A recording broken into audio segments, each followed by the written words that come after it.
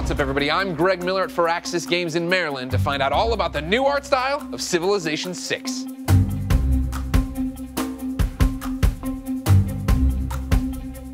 So then, Brian, I mean, you know, changing the art style, going off this age of exploration, do you get to just like decree and throw that gauntlet down and tell them that this is how it is now, this is what happens? I like to think it was that way, but, we're a very collaborative team here. We spend a lot of time concepting. I get ideas from the art team, I take them to the design team, and we just go back and forth. That's why everybody likes our games, I think.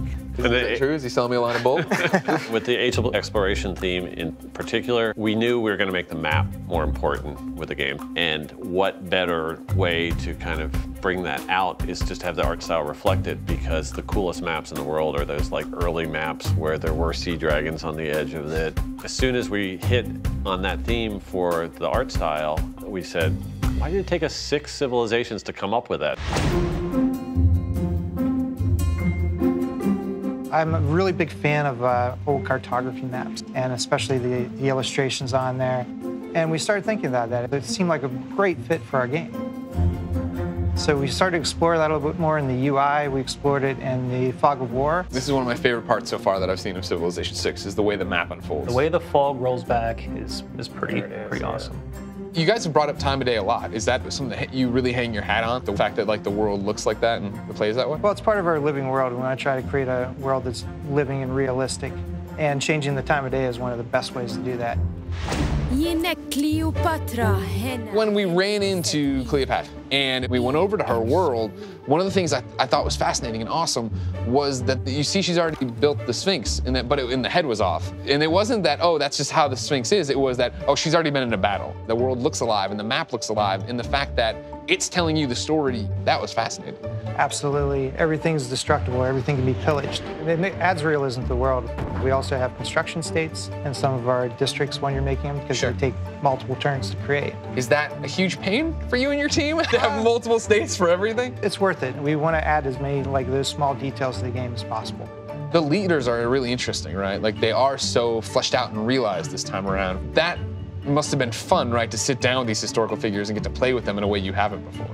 Oh, absolutely. Since we knew the different play styles, we've come up with different personalities. Yeah. You're getting much closer to the leaders this time, too. So you see a lot of their emotions. It's just amazing. I can't wait to show them. That's my Civilization 6 experience, is going to be wanting to fill in that map and not get immediately killed by barbarians. Yeah, they're a little tough this game. Yeah, just a little bit, yeah. Not your fault, though. I just do the art. Making the map alive. That's kind of what it boils down to for me, both from an art and from a gameplay perspective. The map is different every time, the leaders that are around you, I feel like that's the common element for everything.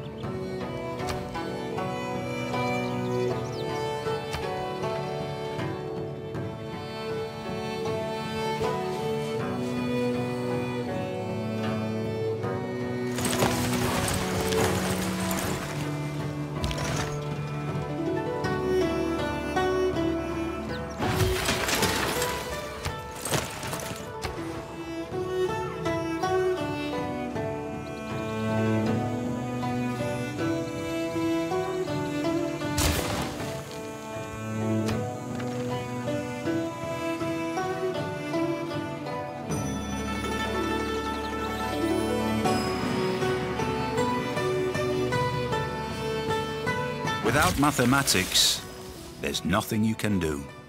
Everything around you is mathematics.